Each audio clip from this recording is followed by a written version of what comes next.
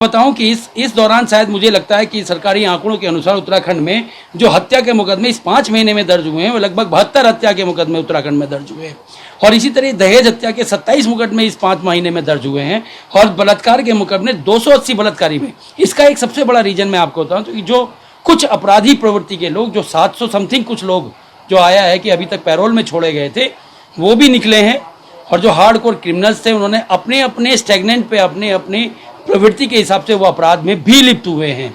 और जहाँ तक मैं बताऊँ कि रोजी रोटी का भी समस्या आई है कि रोजी रोटी से बिल्कुल लोगों के पास पैसा ख़त्म हो गया, आजीविका ख़त्म हो गई। बंद के कारण लोग उस आजीविका के अपने पेट पालने के लिए किसी भी तरीके के अपराध में लिप्त हो गए। और जहाँ तक करें तो ये एक सबसे बड़ा कर्फ्यू का कारण है, क्योंकि मानसिक स्थिति लोगों की, चाहे वो अपराधी हो, चाहे वो जनता हो, चाहे आम जनता हो, आम लोग हो, मानसिक स्थिति बड़ी कुंठित हो चुकी है। एक प्रवृत्ति बड़ी है कि मेरे पास नहीं है, दूसरे के पास है, तो मैं इसको लूट के आसानी है। पुलिस भी इतनी जल्दी सक्रिय नहीं है, पुलिस अपनी समाज सेवा में लगी हुई है, कोविड कर्फ्यू में लगी हुई है, तो वो अपराध बढ़ना निश्चित था। देखिए, बहुत दुखद है 2019, 20, 21 में अभी हम देखें तो इस 5 महीने में अगर हम देख रहे हैं तो लगभग 30%, लगभग 30% के रेशो से ये क्राइम रेट उत्तराखंड का बढ़ रहा है, जो बहुत ही दुखद है।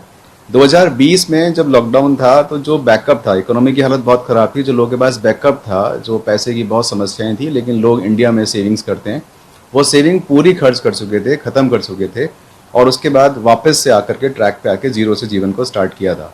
लेकिन फिर से इस साल का लॉकडाउन में लगने में लोगों को तोड़ दिया, कमर तोड़ दी। बेरोजगारी बहुत ज़्यादा 57% के केस से बढ़ गई, जो आंकड़े बताते हैं, और उनके बाद कुछ चारा नहीं बचा, क्योंकि लोग ऑलरेडी बुक थे, उन्हें अपनी फीस देनी थी, उनके बैंक लोन थे, कार के, घर के और बाकी प्रॉपर्टीज़ के, और खाने के लिए नहीं था, तो मजबूरन उनको क्राइम रेट में जाना पड़ा। जो ऑलरेडी क्रिमिनल हैं उनका यही काम था कि कुछ कुछ करते थे, उनको भी बहुत समस्याएं आई होंगी मेरे हिसाब से।